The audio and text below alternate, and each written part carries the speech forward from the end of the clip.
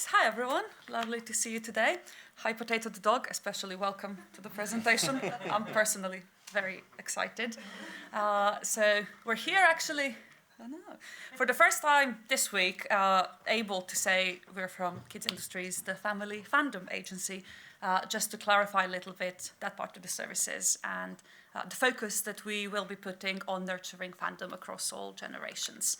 And I personally love starting these presentations with a quote of what has a child said fandom means, because there's academic definitions, there's official, unofficial ones, whatever you want, but it's a little competition of what can we get that they have said. And I think this girl actually smashed it, and the fact a 9-year-old knows what espresso is and what squirrels and espresso feels like is one thing. But what I think is really, and what I'd love to draw your attention to, is there's a bit of warmth there as well, isn't there? Like there's sparkliness and there's loving every beat, and that kind of positive impact is something that we think is really powerful and interesting.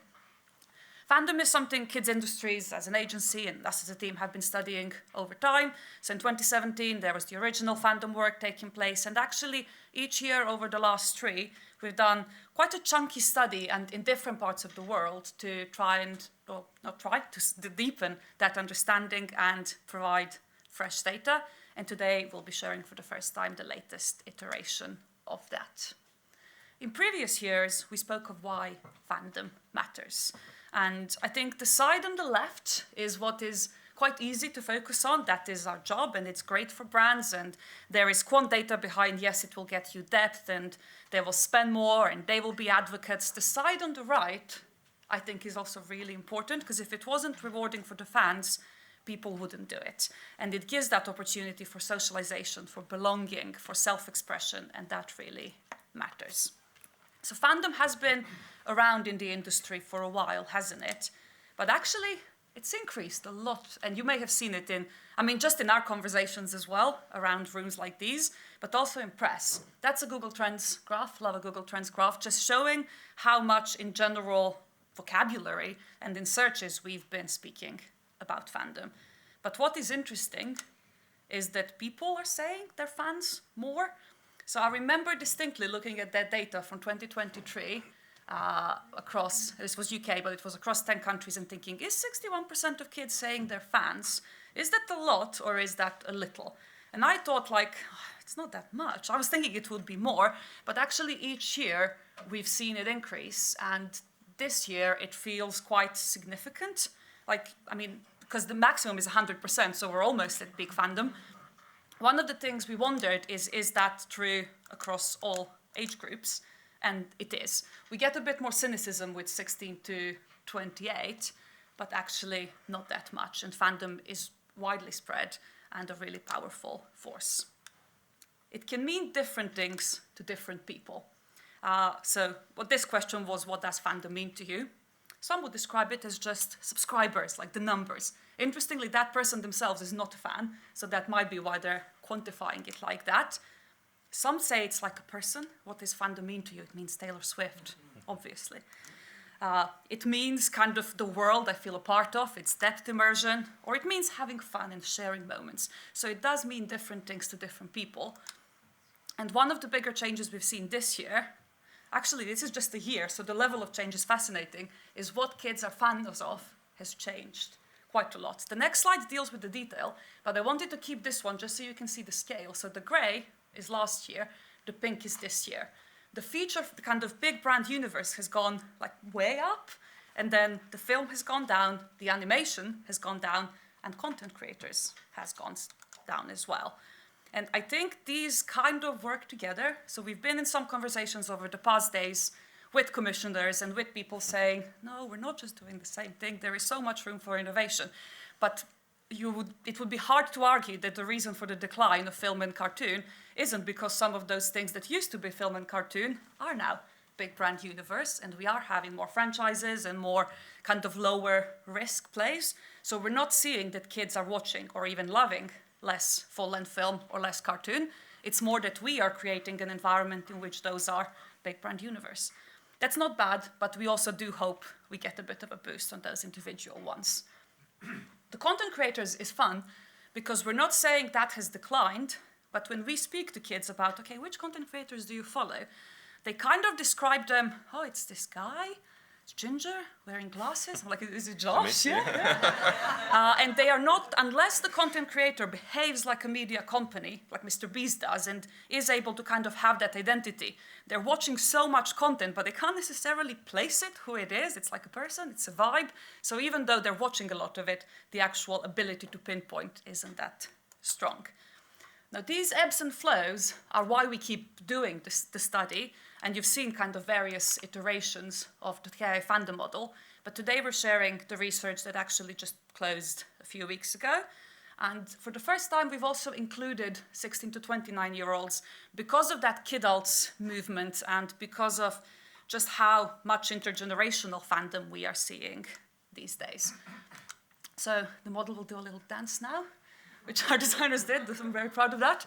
And we'll use it as the foundation to talk through some of the data. So with that, I'll pass the clicker on to Josh to talk us through what comes next. Fantastic. And I think as we talk through the different sections of the fandom model, it's worth keeping in mind that these are essentially levers and mechanisms that you can pull yourself to increase the connections that you have with your audience.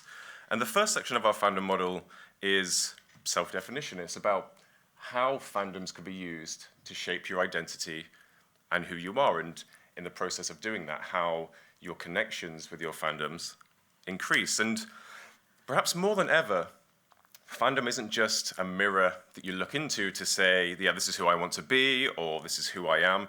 It's actually a bit more of a playground to experiment and express yourself and create in a more fluid way. And these 4 areas of our fandom model explore this in a bit more detail. So the first one is burgeoning, so basking in reflected glory. It's always nice to have your own definition thrown into a model at some point. And this is about feeling like the win of your fandom is your win, and you've internalized that. And sports is a great example of where we see this all the time, but also it can actually be in the case of someone like Mr. Beast, who gives out shitloads of money sometimes to people like his audience, and they get a bit of a warm glow and sense of awe from seeing that. And badging is the next one. And it's easy to think of badging in the case of physically badging the things that you're a fan of, but actually we see a lot more badging in digital spaces too, and with avatars. And the example that we're showing here comes from League of Legends, who have exclusive emotes to be used on Twitch that people can get from attending events and then use to express themselves and their fandoms and allegiances outside of that fandom too. And the next two we'll talk about in a bit more detail over the next few slides, but I just want to quickly introduce them now. So the next one is personal growth, so how you might personally develop and change and grow through interacting with a fandom. And an example of something that does this quite purposefully is Humi, who sort of one of their elements is zooming in on pausing content that you might watch, so Bluey, for example, to look at different behaviors and emotions and help children better understand them. And then closeness. I quite like this one, and we see a lot of movement with this recently, but it's how personally close you feel to the characters and personalities and brands that you're a fan of. And our friend Mummy Pig here actually made some quite recent efforts, quite impactful efforts, by having interviews and photo shoots and giving out parenting advice along her pregnancy journey. And as a new parent myself, actually some of that helpful information felt quite valuable, and maybe I feel a bit more connected to Mummy Pig than I ever thought I would be.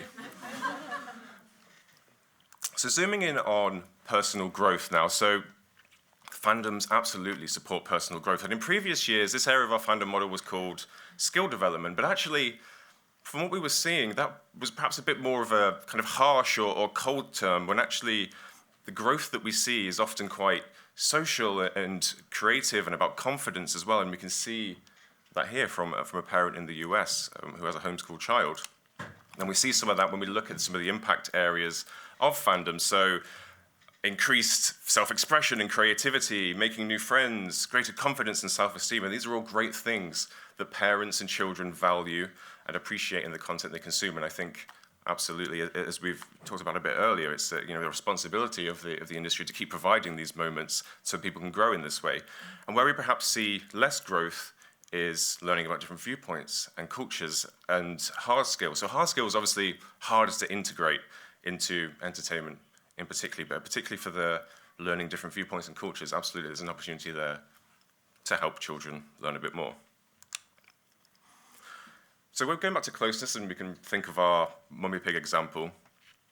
In previous years, it could be easy to sort of think of it as a kind of a bit of a nice to have, but actually it's almost a need and expectation of the audience now. They want to feel more personally connected to different characters and personalities that relate to their fandom. So 67% of the audience that we spoke to here, but not only is the kind of expectation here, it's actually quite impactful. So when we break out the people that already feel quite personally close to the people in their fandom, whether it's characters or not, and we look at their strength of affinity, and we use a ridiculously nuanced scale so we can explore some of these impacts here. But people who are less connected have a slightly lower fandom strength than the people who are more strongly personally connected. So what are the different ways then we can increase some of these friendly feelings? So the obvious one is direct fan interaction. And that's not always possible. I mean, Taylor Swift has built an empire on speaking to her fans on social media and having these kind of meet and greets and various other things as well, making them, the audience and fans, feel like they're actually friends. That's obviously not always possible. So in terms of other ways you can increase these kind of friendly feelings, so like Mummy Pig, helping them feel a bit more connected on a personal level. There's an example here from McDonald's, who have their famous orders where you can see what Stormzy, for example, is going to order from McDonald's, and you kind of feel a bit closer to them, like you understand them a bit more because you're able to see this sometimes quite intimate moment. And the next one is feeling valued and listened to as an audience, just knowing the thing that you're a fan of values your perspectives and contributions. And among us, they regularly listen to their fan community and make changes to their development roadmap based on this, and they acknowledge all those contributions. So fans feel like, they're having a say. And not all fandoms do this equally, and obviously those are more personality-led, so musicians, influencers, even book series and authors will probably play a role here. This is the level that the audience feel like they're getting this. But actually at the bottom, things like characters, especially characters, toys, collectibles, there's definitely a bit more opportunity to be a bit more Mummy Pig in some of the things that we might do. Nice. Let's look at the mechanics, the interaction moments. It's very self-explanatory. It is how you interact with a brand. And it's brought to life through how frequently you do it. Often the more is merrier, but obviously there's a cost implication to that, and you can oversaturate the market as well. It is the products you make available. Now, we like to think of products not just as the outcome of fandom, like you will wait there with the money pot and collect it, but also how you build that fandom. And we're getting increasingly really valid questions of how do you do a licensing strategy for fandom such that each SKU actually infuses it with a bit more of an opportunity. Emotion used to be called storytelling, but actually we've enriched it with a bit of more breadth to look at how emotional are our touch points. Obviously, big cliffhangers and kind of intense moments in feature films can do that, but so can big experiences, so can doing something together, so can having a gift. And then the last two are where we're having mad change in the last few years, really. Creative freedom is how much are you invited, celebrated to play with that brand. They may or may not listen to you, but you can play. But influence is how much they will listen to you. So I love that example because those are pop heads that made actual SKUs, actual toys based on unofficial fandom art because they made some really cool art. So why not celebrate it? Now, in terms of what's fresh and different this year, it's the first year we've seen unofficial content consumed pretty much just as much as the official content is consumed.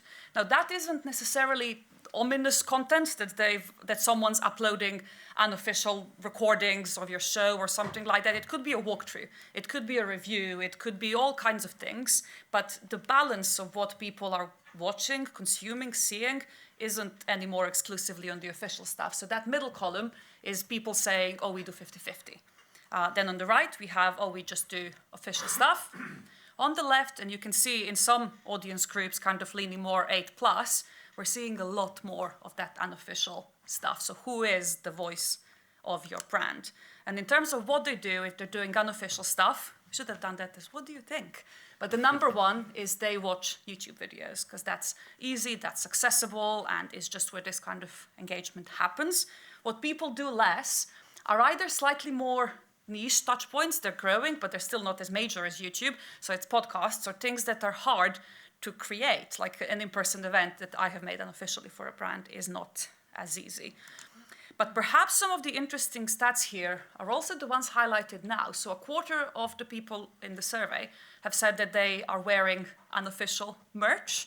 And I think to brand owners that can, I mean, it's all connected, but could feel more painful than the kind of YouTube side of things. And the third are saying that they're creating art and stories as a way that they unofficially engage. And it's all happening because this line between creator and fan is just blurrier than ever. And we've kind of had this for a while, but we really wanted to quantify it. So over a quarter of the kids said that they are creating or posting content on social media each week. Hopefully those 4 to 7-year-olds are just creating and not posting. And the number is low, but that's still more than you would want for 4 to 7-year-olds. But once you get to 12 to 15, that's almost half of them saying, yeah, I am creating things. And what that's giving rise to is, and we've really been curious about these terminologies in the last few weeks as we've been preparing for this, is the debate. I want to say it's one of the bigger debates we could have in the industry right now of what is your fandom, are your fans affirmational? Is this content that people are creating affirming your position in the world? Is it kind of all singing from the same sheet? Or is it more transformational? Are they challenging your views on what you think you stand for? I've also heard expression canon on the left and fanon on the right. And there are elements of it that you could be like, okay, I'll take that. That's not too bad. I mean, I'm not the brand owner of Harry Potter, but I don't think Harry Squatter t-shirt is the worst thing around. But the one right before it had quite a big debate on LinkedIn because Vlogwarts on TikTok is getting a lot of audience. I think this TikTok video is arguing it's the future of Hollywood. And it's awfully inappropriate. And Harry Potter is a kid's brand. So what do you do? And sue them all is unlikely to be correct. And I'm also not suggesting that we can, within the next sort of 10, 15 minutes, say, but here's a solution to that problem. But from the perspective of speaking with fans and studying fandom, there are a few kind of insights we can bring forward. There are lots of positives to this. In some ways, if you're lucky that people are creating content about your brand, that isn't nothing, that is meaningful. So it can help brand discovery, it can make fans feel valued, it is who they are and what they want to be. But the bigger issues are they're almost in the less creative control, tolerable, but a problem. They could monetize your brand in the way that you're not, and harmful content we think could be the biggest problem. Interestingly, in monetization, the Roblox game for Squid Game, the unofficial ones, were actually extremely well monetized, but that's something that I think the bigger opportunity, or they shouldn't have an opportunity, but Squid Game for Netflix was more the kind of conversation around it than trying to stop that. What we have seen can work, or at least help, is where brands, I mean, in some ways it is a conversation. If there's creativity taking place, have we tried to encourage the creativity that we want to see? Have a fair use policy. Go out and say, okay, we see what you're doing. This is what we would encourage to take place. I think we spoke about them last year, but Warrior Cats does say, this is what you can do.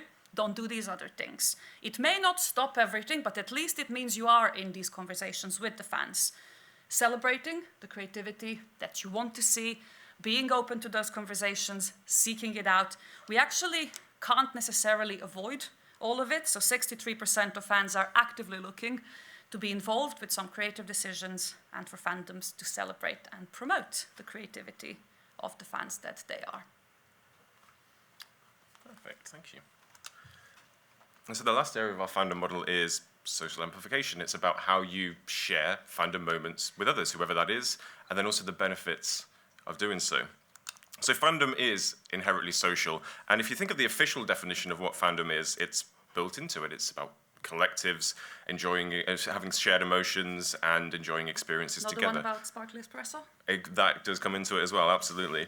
But in this research, almost no children whatsoever, but only 1% of children who only share fandom moments on their own, but 99% share some fandom moments with other people as well. So fandom, it has socialization built into the core of it. And we have 3 areas of our fandom model that explore the different social groups that you might engage with.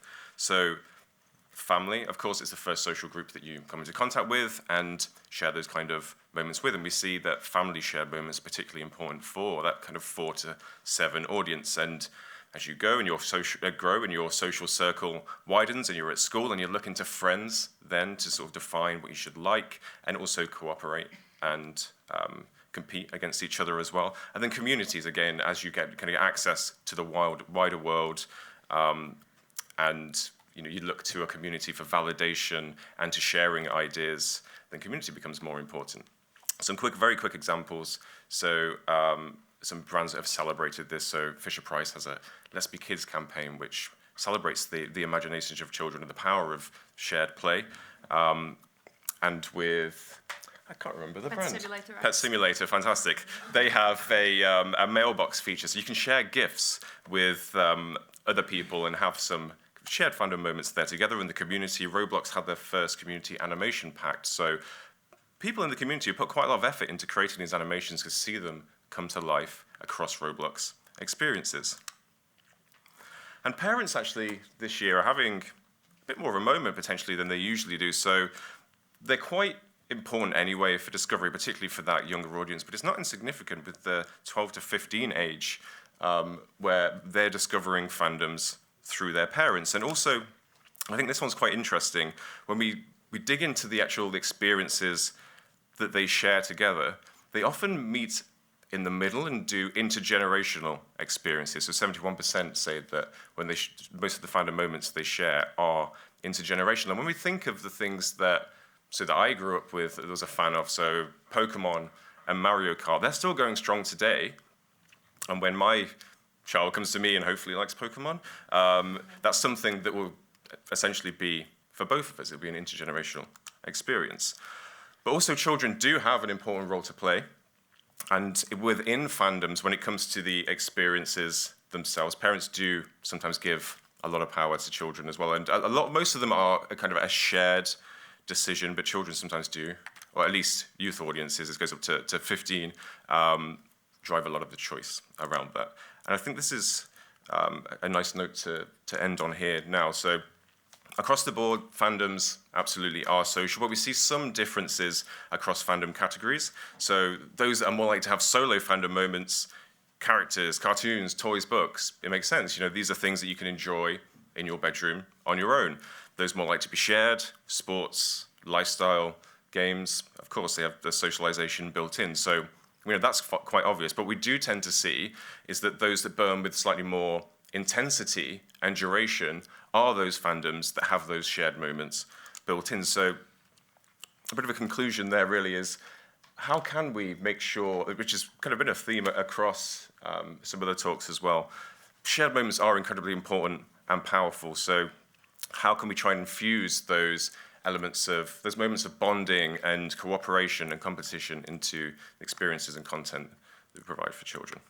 I think there was also 2 areas where characters were kind of in a challenging situation. So it was kind of least likely to be shared. And even though it was important for closeness, there's less people did with characters on their own. Now, what happens in these sessions inevitably is, great, this is a snapshot. Now what do? Good times. So we've organized this future section in 2 ways. One is, it was research. We obviously asked people, what would you like to see in the future? So we'll share that data. And then the second layer is, what are we seeing kind of just a little bit further out?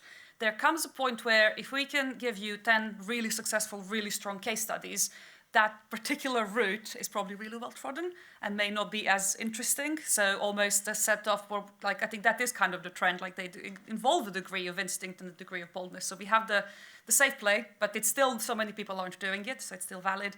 And then the slightly more, what is coming down the line and what are the fans telling us. The 3 things they told us they want the most are kind of led by this idea. The more we live through screens, the more we crave things we can touch. And they're incredibly humane and they're real. So the number 1 thing fans wanted was to be creative and make their own things. So going back to that kind of fanon and canon, it's happening. The second thing was live experiences to immerse. And that has not changed for a while, hasn't it? We've been needing more live experiences for ages, but when they happen, they're really expensive. Or they tour and they're in the capital, so people in other cities can't really access them as well. I think collaborative and smaller live experiences really need to be expanded on. And then the third one kind of surprised us. Great, they want to see the brands that they're fans of featured in their school or learning activities. We thought that could be driven by kind of two forces. One of them being, well, I like this, so I want it everywhere. Welcome to school. And the second one, potentially, just not being fully satisfied with what they are experiencing. So these three are kind of levers that we absolutely still can pull.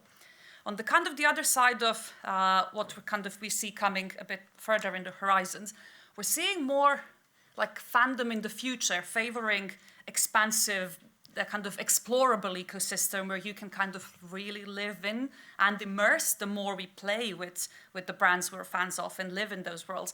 Dress to Impress has done some amazing world. You know how to play Dress to Impress? Have you impressed anyone with your dressing? I fail at it miserably, and it's like probably like 8-year-old kids are defeating me. But it's a simple game mechanic. You go, you dress, you impress. So you wouldn't think they have a really rich lore, but they do. And the way they've built it is that for the main characters, Lena and Lana, they've developed a separate Roblox profile. So kind of not to mess with the main experience. Then on that Roblox profile, they published some games. Then through those games, you could discover some extra lore, which gave you codes to bring in the first game. Not everyone's going to do that. That's like quite a complex journey, but you only need a few of them to do it, then create the content about it, and then we all know it. And the way we know it worked is that when they released the doll line, those two dolls which feature in these stories, they are the ones that everyone wanted because they are the ones we had insight about. And we also learned this from a fan, because the depth of the lore is so high that you can't necessarily glean it from the surface. So kind of these rich fandoms and giving people the opportunity to do it. The second one, there's some really controversial images here, is fandoms from the edge. So fandoms with no origin story, maybe they're algorithmically generated, they might be stickers, kind of communities have made them collectively that some of them are doing better than others, but that will be happening more and more.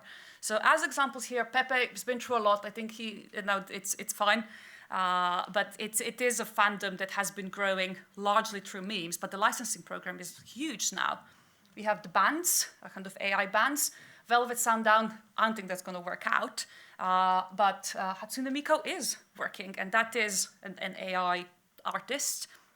Loab, you should all Google. We did not include the image because it is horrible, but that is an AI demon that kind of has been prompted into existence. And Loab isn't succeeding. So it had a big moment and then it went away. But that whole no sleep community on Reddit, where partially it came from, has loads of kind of stories and narratives that people are increasingly picking up. And the way we think this is interesting for existing brands or for brands creating for children, partially I do expect we'll see companies which maximize these kind of artifact fandoms. But secondly, if you have an established brand and some elements of it are suitable for this kind of growth, you may want to use them as such.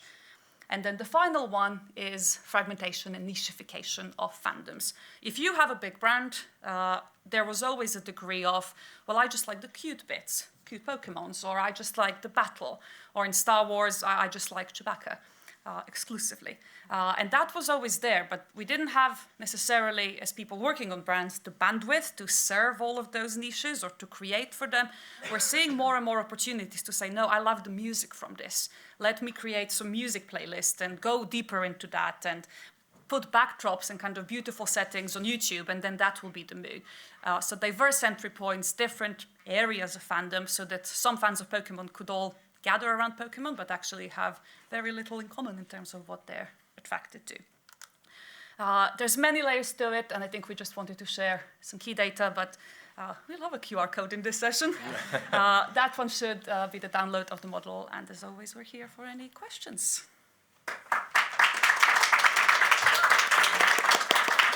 Shake hands.